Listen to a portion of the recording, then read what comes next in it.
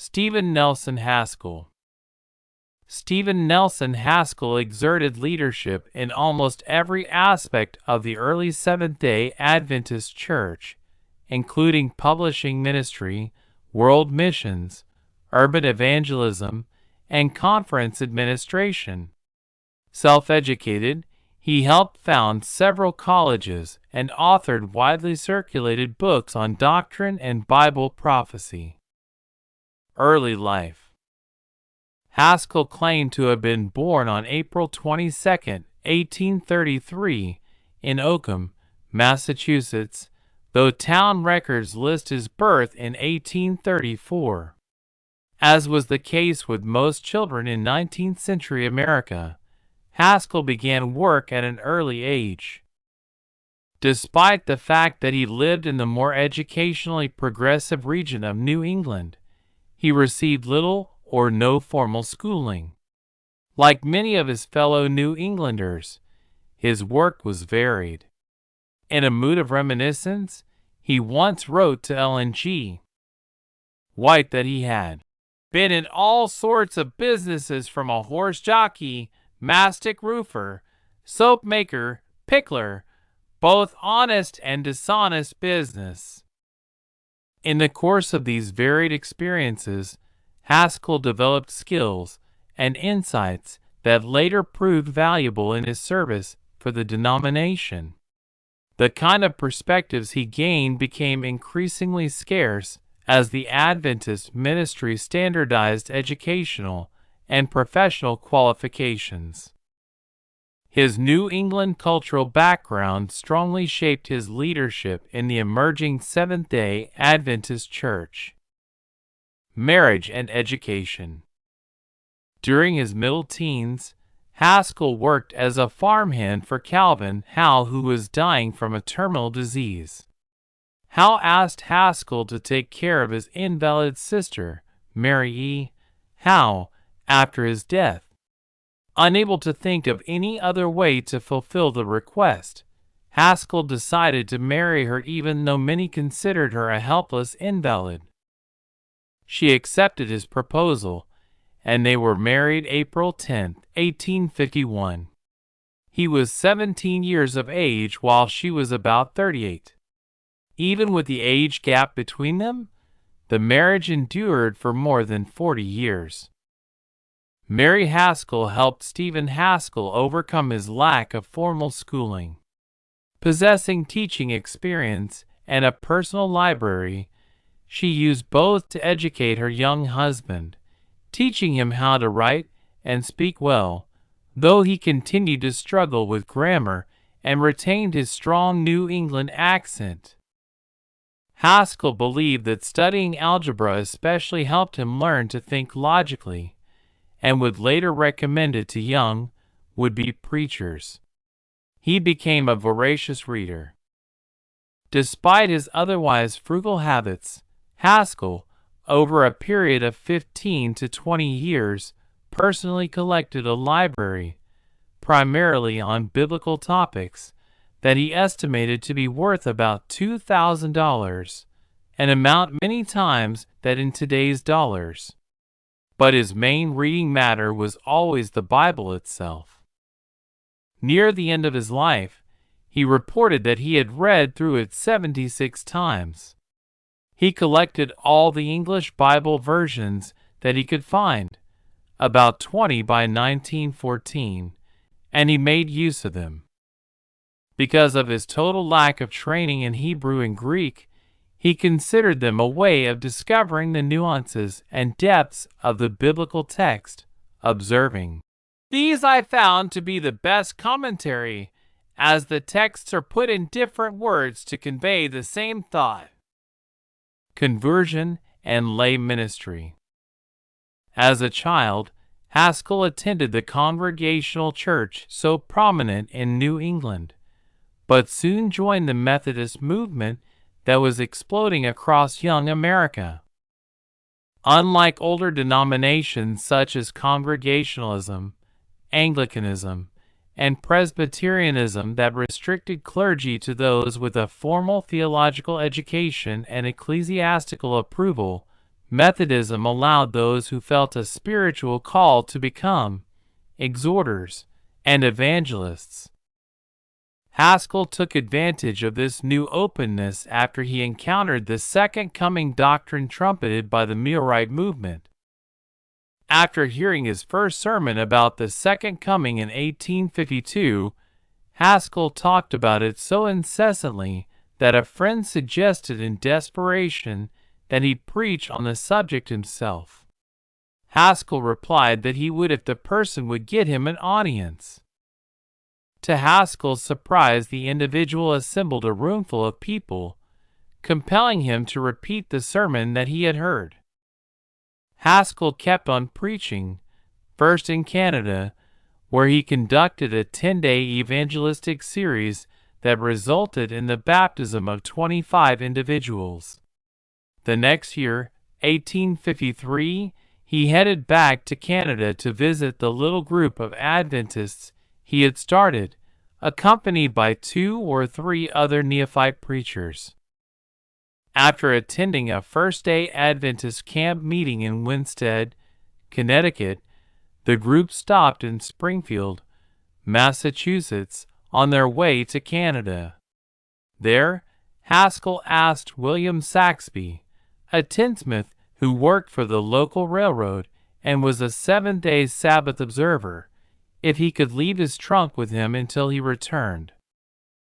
While they were in Saxby's presence, Haskell's companions began discussing among themselves the topic of Sunday observance. Haskell quickly concluded that they had no biblical support. Overhearing the conversation, Saxby attempted to broach the topic with Haskell, but Haskell rebuffed him. That evening, though, Haskell accepted an invitation to Saxby's home. Saxby hung up a chart and began explaining Sabbatarian Adventist doctrines. Although Haskell did not believe anything Saxby said, he did decide that he would look into the Sabbath issue. On his way to Canada, Haskell read and reread a Seventh-day Baptist tract that Saxby had given him entitled The Sabbath, comparing its contents with the Bible. To study the question without distractions, he interrupted his trip and hiked into the woods by himself. There he spent the day reading his Bible and praying for guidance.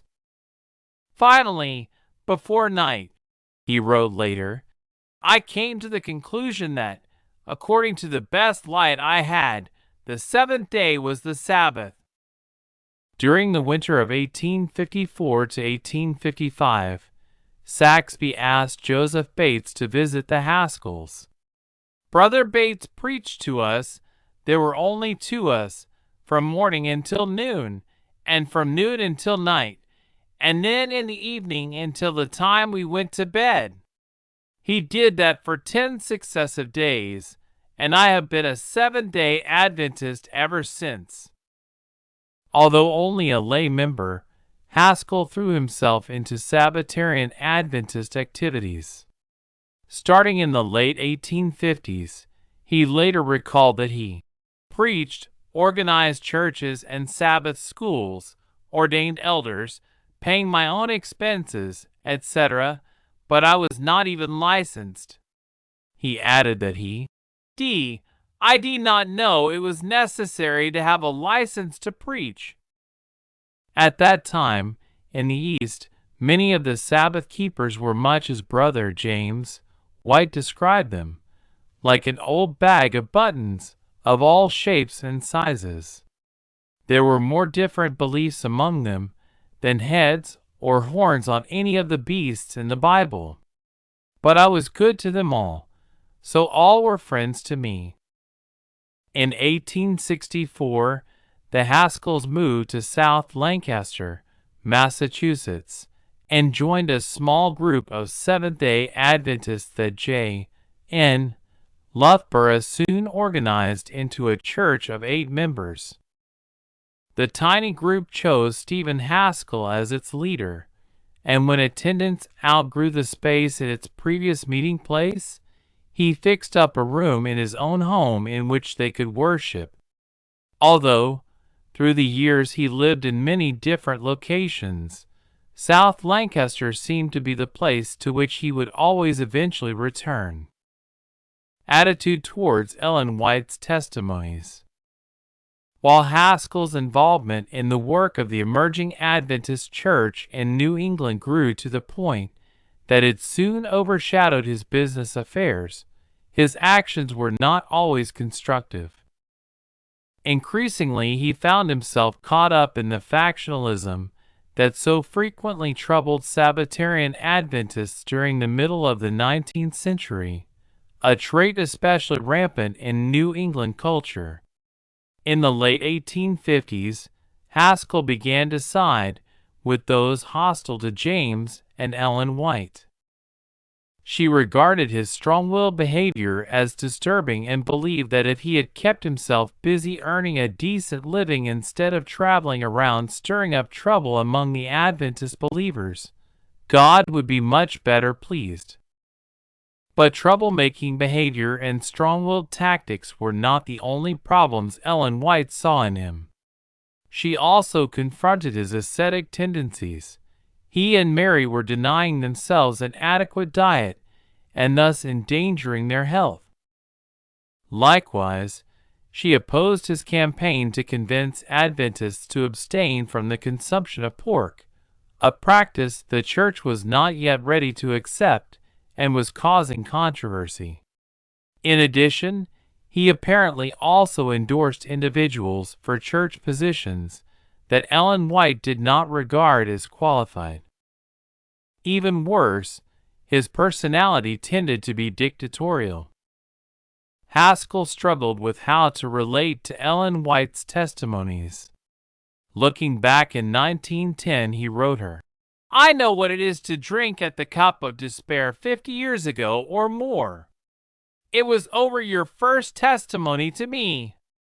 I had to work my way out. I had no one to help me but my wife. But God set me free."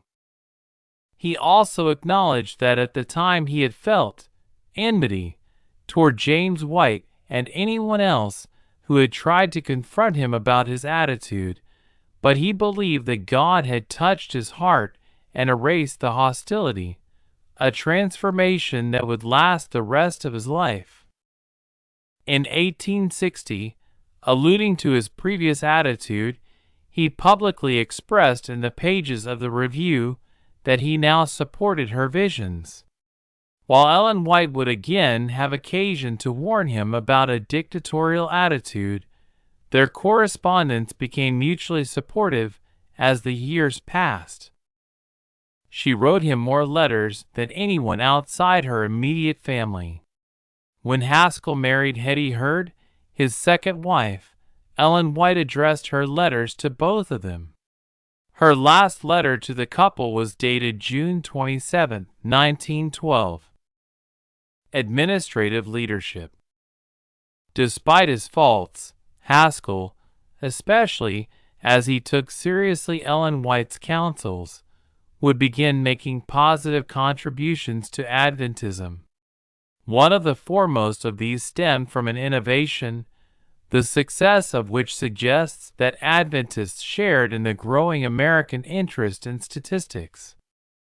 He created a report blank for New England churches to fill out that collected such information as the number of the region's congregations and Sabbath schools, the members who were making regular contributions to the Systematic Benevolence Fund, the predecessor of the tithing program, and various other data.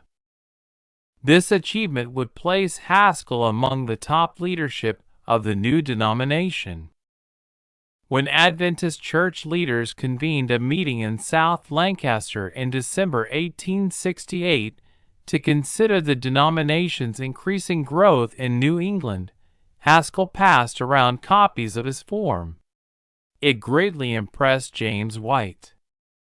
A recommendation that emerged from the meeting to organize the New England Conference, comprised of New Hampshire, Massachusetts, Rhode Island, and Connecticut, also designated Haskell for ordination to ministry and for the office of conference president.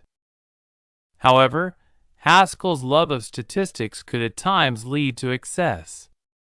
On one occasion, Ellen White reprimanded him for making the organizational and procedural structure of the church's book and tract societies, including detailed statistical reports, too complicated and cumbersome, turning it into a yoke of bondage.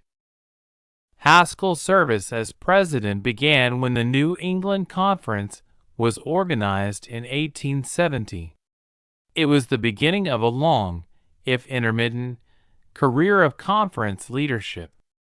Besides the New England Conference, 1870 to 1876, 1877 to 1887, he served as president of the Maine Conference, 1884 to 1886, and the California Conference, 1879 to 1886, 1908 to 1911.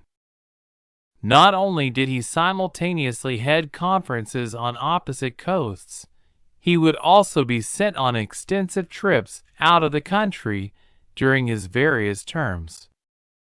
In 1873, Haskell became a member of the General Conference Executive Committee and the influential Publishing Committee. He would serve on the GC Committee almost 48 years. His name seems to appear everywhere in the minutes and reports of the various church organizations during those years. Whatever was happening in the denomination, Haskell was almost certainly in the midst of it. International pioneer. On May 7, 1882, Haskell began the first of a long series of international journeys that would make him perhaps the most traveled early Adventist leader at a time when, apart from sailors and merchants, few but the wealthy traveled. He first went to Great Britain, then Europe. Later journeys took him to Africa, Australia, and New Zealand.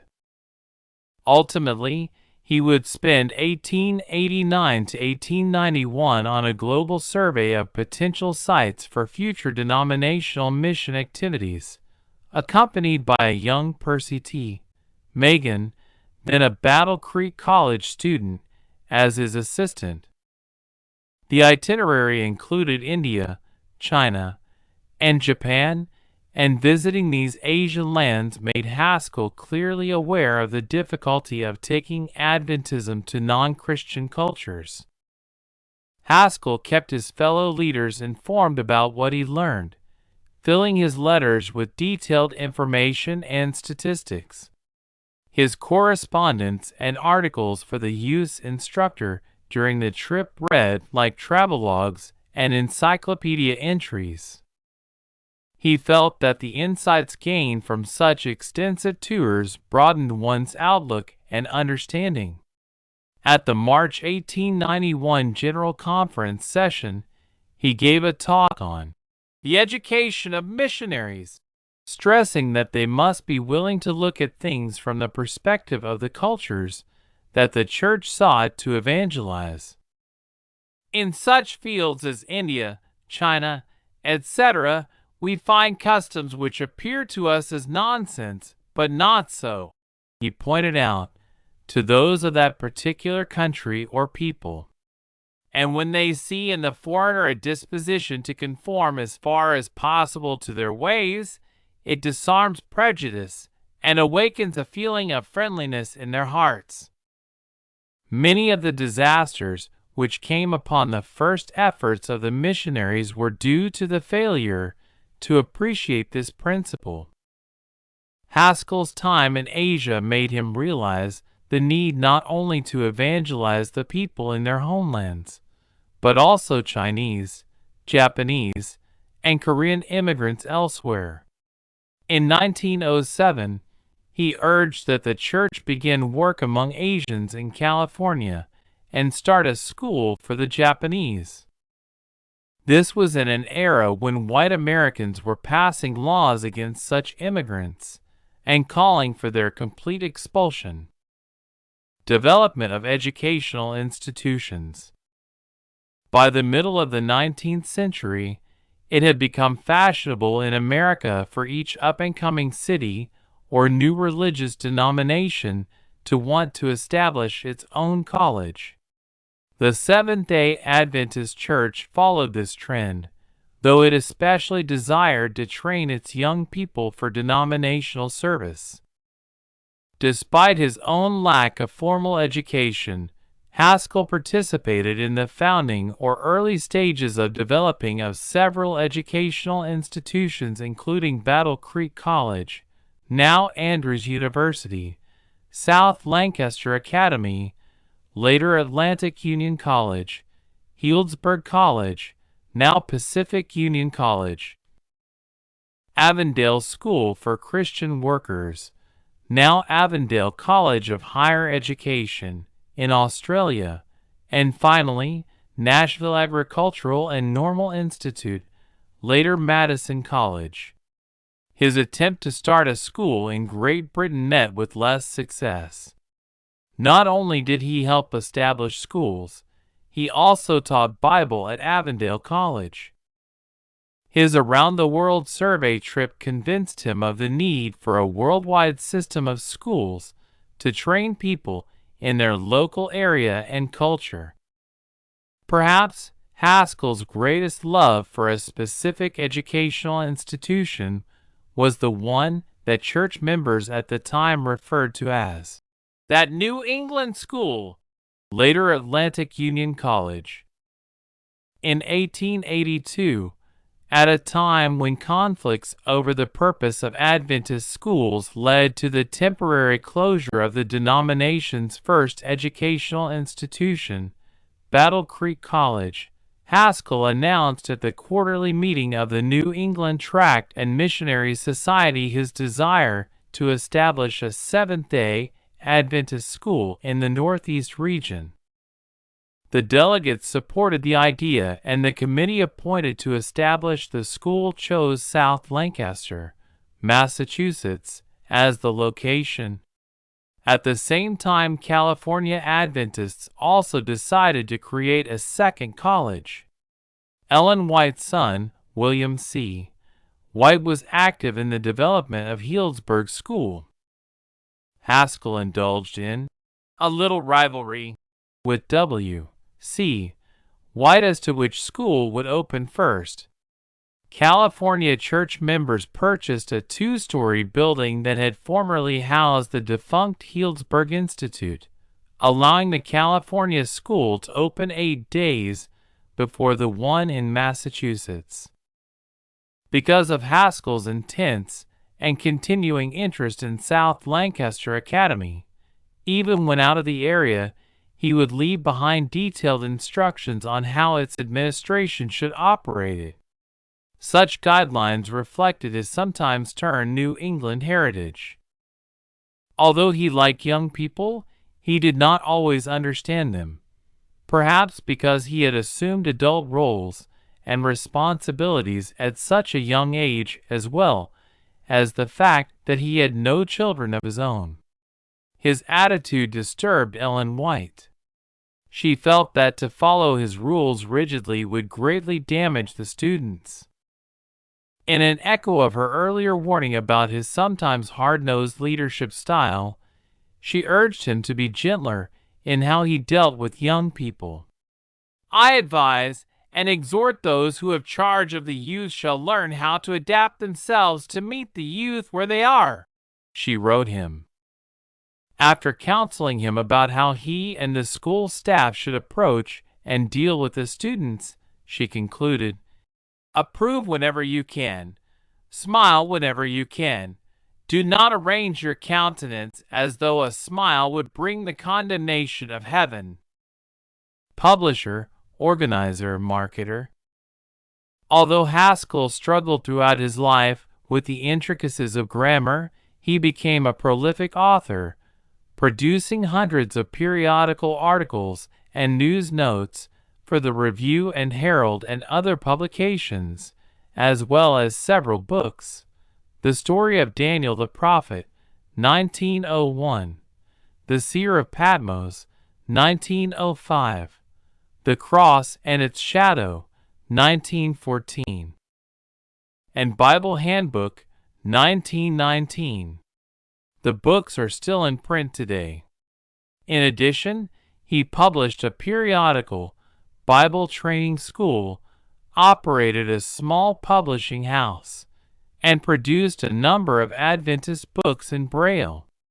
His self-publishing projects sometimes created friction with the denomination's 3 official North American publishing houses. Besides writing articles for denominational publications, Haskell also developed methods to expand their outreach. 19th century America had few bookstores except in a handful of older cities, such as Boston, New York, and Philadelphia. Books had to be ordered and shipped as freight. The United States postal system would not receive the legal right to deliver parcel post until January 1, 1913. As for periodicals, mail service was limited. People had to pick up letters and magazines at a local post office or general store. The recipient had to pay the postage. Even as late as 1887, a town had to have a population of 10,000 to qualify for free home mail delivery, and in 1890 3/4 of Americans still had to journey to a post office to retrieve their mail. Rural free delivery was unavailable before 1906. In the case of Adventist publishing, James White had to haul stock from the Seventh-day Adventist Publishing House in his luggage during his travels from one meeting to another, and sell it himself. Haskell developed a novel and efficient system for disseminating Adventist literature in conjunction with the emergence of a new organization to involve women in Christian work. 19th century society restricted what women could do outside the home, including the arena of religion. But gradually women's volunteer organizations began to emerge in the exploding evangelistic religious circles. One such group developed in the South Lancaster Adventist Church. Stephen Haskell encouraged his wife, Mary, and several women to form the Vigilant Missionary Society, the first Adventist lay-organized ministry. The 10 women members, at their own expense, began sending out hundreds of tracts and booklets across New England and then to foreign countries. They donated Adventist books to local libraries. In addition, they wrote letters to people interested in Adventism. Some of the women even taught themselves other languages so that they could correspond with non-English speakers. Impressed by what they were doing and expanding on the concept, Stephen persuaded the women to establish the first conference-wide tract and missionary society on November 6, 1870, in the recently organized New England Conference. 26 When James White heard about the program, he came to South Lancaster to study it. The Tract Society, as well as Haskell himself, greatly impressed James White, and he convinced Haskell to accompany him to Battle Creek to improve and develop the system, and then implement it churchwide. In March of 1872, Haskell established the New York Tract and Missionary Society before presenting the concept to that year's General Conference session. Liking the idea, the delegates appointed him as its representative to encourage the formation of such societies in all the state conferences. The next year, the General Conference again asked Haskell to visit all the state conferences to organize such bodies. For the next decade and a half, even while serving as president of as many as 3 conferences simultaneously, Haskell would visit individual churches promoting his beloved tract and missionary societies. Eventually, They would spread around the world, often becoming the basis of what would later grow into a publishing house. Besides his creation of the book and tract society system, Haskell made another major, if more indirect, contribution to the church's publishing enterprise when he popularized a Bible study format among Adventists that was already circulating among American Protestants. When the downpour from a thunderstorm drumming on a camp meeting tent drowned out Haskell's voice during the 1883 California Assembly, he took a position by the tent center pole and began asking questions and then answering them with scriptural passages, a form of catechism. When Ellen White learned what he had done, she expressed her approval, later declaring that it harmonized with her belief that he should spend more time teaching than preaching. Haskell taught a 10-day course on the method at Battle Creek before the next General Conference, followed by courses outlining it at Healdsburg College and South Lancaster Academy. That November, the General Conference endorsed the question-and-answer approach by authorizing a monthly magazine that employed it, the Bible Reading Gazette. The Review and Herald published it for 1 year, then bound leftover signatures into a book format that literature evangelists sold in the state of Ohio. The success of the project encouraged the publishing house to prepare another series of Bible studies, which it released under the title Bible Readings for the Home Circle. Widely sold, it went through a series of revisions, the most recent in 2008, and has sold countless copies. Loss of Mary Haskell and Search for a New Spouse. Haskell's constant travel kept him away from his wife, Mary, for long periods of time. In later years, Ellen White encouraged him to spend more time with Mary. As she became increasingly feeble. 28 Finally, he was able to move her near him in California. Then, after more than 40 years of marriage, she died from a stroke January 29, 1894, at age 81. Perhaps to help distract Haskell from his grief, the General Conference leadership asked him to attend camp meetings that summer in Europe. From there, he went to Africa. 2 years later, in 1896, Ellen White invited Haskell to assist her in Australia. Church leadership then officially requested that he conduct evangelism and teach at the new Avondale school that Ellen White was then establishing. As Haskell worked closely with Ellen White, he began to develop a romantic interest in her. They would often take carriage rides together around the countryside. Eventually he proposed. She declined his offer and instead encouraged him to marry Hetty Hurd, whom he had already met in Great Britain and worked with in South Africa. He did propose to Hetty, and they were married on February 24, 1897. They spent the first few weeks of their marriage in Ellen G. White's personal camp meeting tent near her home, Sunnyside, at Cooranbong, New South Wales. Hetty would be even more active in Haskell's work for the church than his first wife, Mary, had been. By this time, Western society had changed to allow a wife to be more involved in a husband's profession. Although Ellen White declined Haskell's offer of marriage, the experience may have given him a sense of empathy toward the courtship desires of the students at the newly established Avondale School. Ellen White felt that they should focus on their education for service in the denomination and avoid all romantic interests.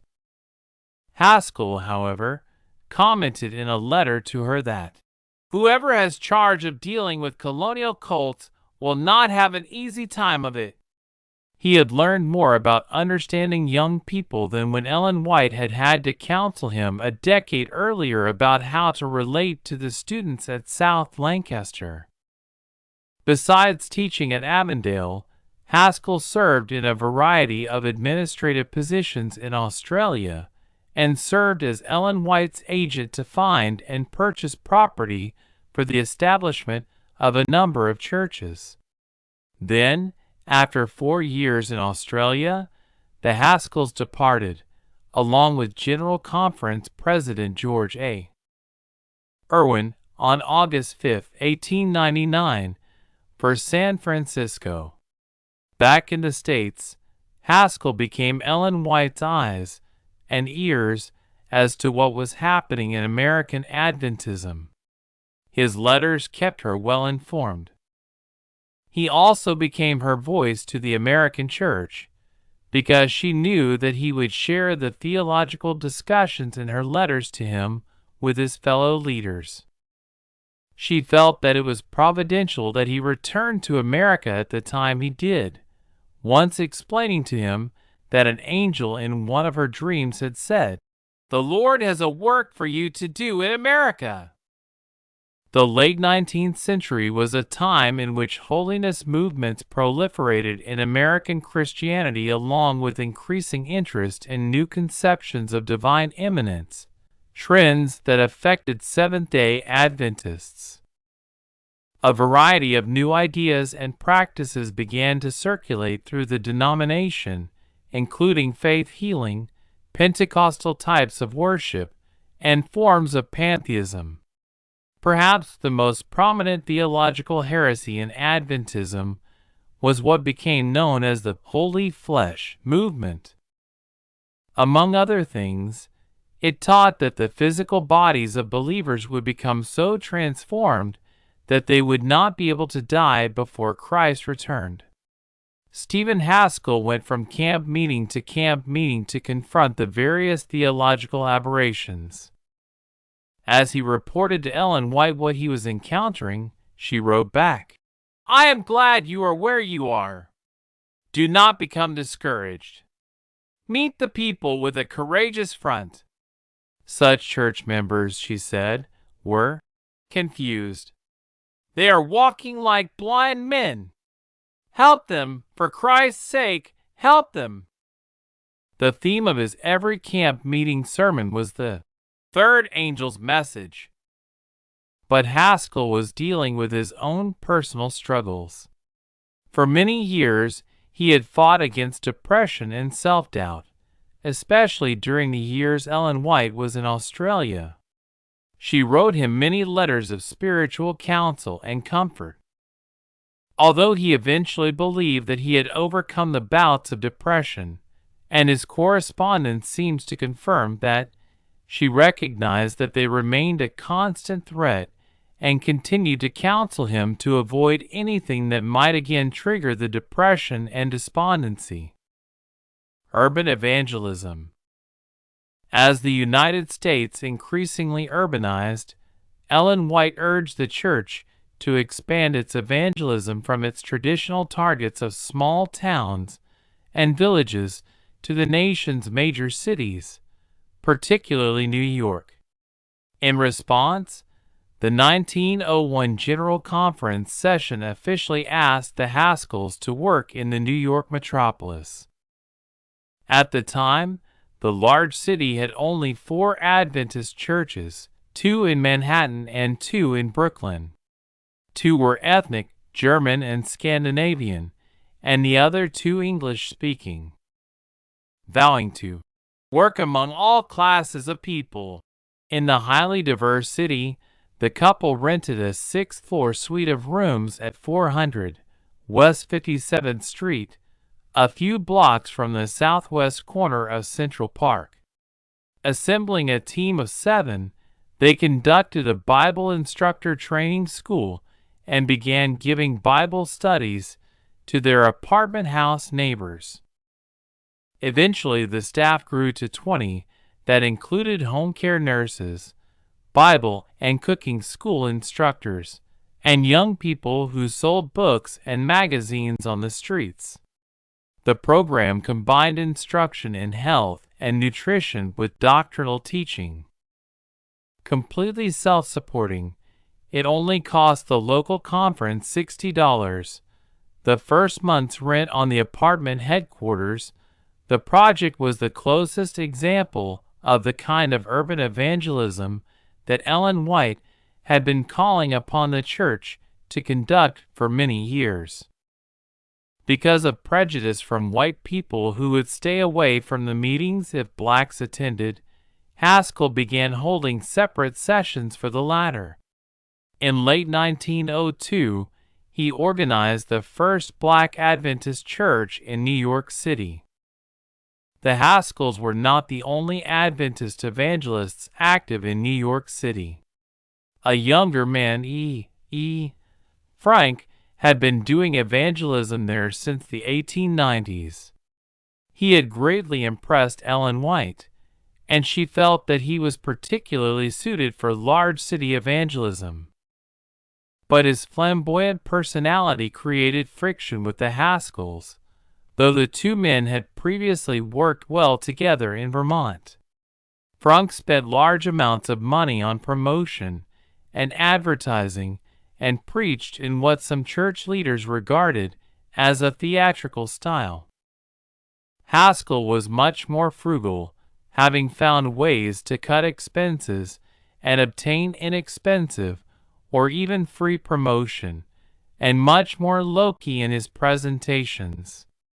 Eventually, the tension between the two men reached the point that Ellen White had to intervene, even visiting New York City in an attempt to calm the situation.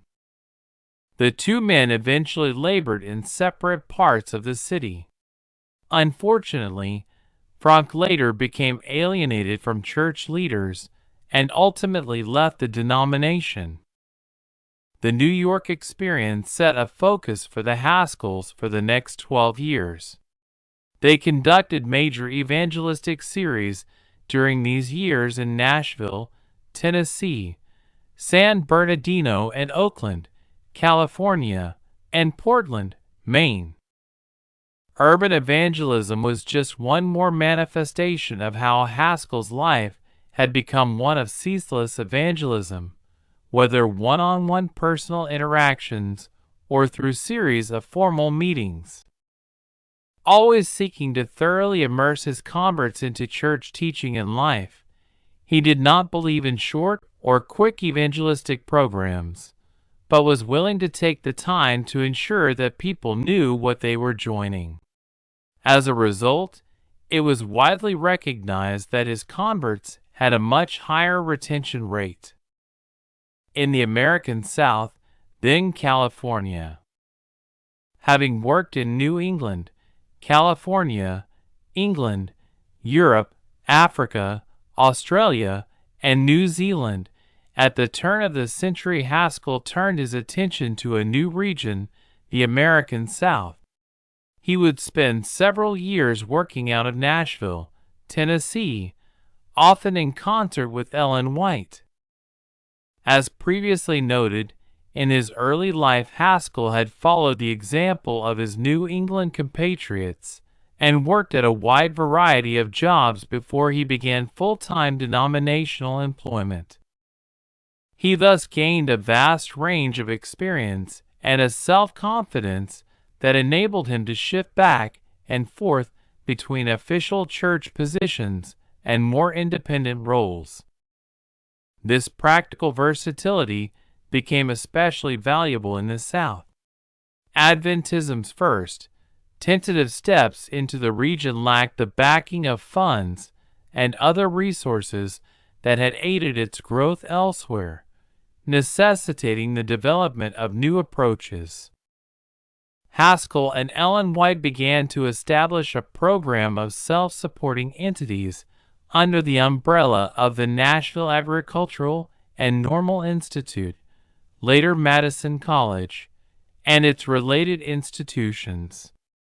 At this time, Haskell declared that he and Hetty believed that they had a calling to train workers to be self-supporting. Haskell's last post as a conference president was that of the California Conference, a position that Ellen White had strongly urged him to accept. Before he retired from the presidency, he had developed the plans that would break the large conference into several smaller ones. He organized the new entities along economic lines, such as regions based on agriculture or emerging oil fields, climate zones. Ministers who did not like hotter climes would often try to get transfers to the cooler San Francisco Bay Area. And available forms of transportation. California as yet had few good roads, and most travel was still by railroad. One of his last duties was to oversee the 1911 constituency session that divided the existing conference into three now ones: the North California-Nevada Conference, the Central California Conference, and a restructured California Conference. The daily controversy and the role of Ellen White. Haskell had accomplished much for the church and had often been an innovator, as with his development of the tract societies and exploring methods to establish more effective evangelistic outreach, especially in the varied cultures of the mission fields. As is often the case, though, in later years he became more conservative, particularly in certain areas of theology, and how he viewed the role of Ellen G. White. He also became uncomfortable with the ideas of younger leaders such as W. W. Prescott. Reflecting the growing influence of fundamentalism and its emphasis on verbal inspiration that was spreading through American Protestantism in the first decades of the 20th century, he resisted new understandings of certain theological points and encouraged others to do the same. This was especially true with regard to the new interpretation of the daily in Daniel 8 that differed from the interpretation given by Ellen White decades before in the book's early writings. Although Haskell believed that he was defending Ellen White's prophetic role, her son and other church leaders did not see it that way. William C. White told Haskell that some denominational leaders feel that one of the most serious difficulties in holding their brethren loyal to the testimonies is the fact that a few men of age and experience insist upon pressing on them the theory of verbal inspiration, which Mother does not stand for, which the General Conference does not stand for, which my father, James White, never stood for. Some have expressed the opinion to me that the extreme and extravagant positions taken by a few men, including yourself, are doing more to bring the shaking over the testimonies than any other element in the work. With Ellen White's death in 1915, Haskell's close and decades-long relationship with her came to an end. Haskell preached at her funeral service in Battle Creek, Michigan. Mingling comfort for fellow church members and evangelism for the many non-Adventists present, he emphasized a resurrection that was more than the return of a vague spirit. Her works in life would not only live on after her, but she would be restored to those who loved and knew her in all her true and unique individuality. Despite the fact that Hetty Haskell was nearly a quarter-century younger than Stephen Haskell, he still outlived her. She died, apparently of cancer, on October 21, 1919. Besides their shared involvement in evangelism, she had particularly aided him in his publishing activities. Not long after her death, he abandoned them. As the 1922 General Conference session honored Haskell along with several other surviving denominational pioneers, the fundamentalist forces that he had encouraged during the daily controversy were working to remove A. G. Daniels as General Conference President and the denomination increasingly reflected the fundamentalist mindset seen in contemporary American Protestantism. After the 1922 General Conference, Haskell's health rapidly declined, forcing him to enter Paradise Valley Sanitarium. He died in National City, California, on October 9, 1922. Contribution. Haskell's broad and practical background enabled him to institute programs and administrative approaches that greatly expanded and strengthened the denomination during its first century, especially in the areas of missions, publishing, education, and personal ministries. Many of his contributions continue to aid the Church. Unfortunately, the controversies fueled by his advocacy of the Millwright position on the daily, and his defense of a verbal inspiration position on Ellen G. White's writings, encouraged a developing fundamentalist streak in Adventist theological thought that has troubled the Church to this day.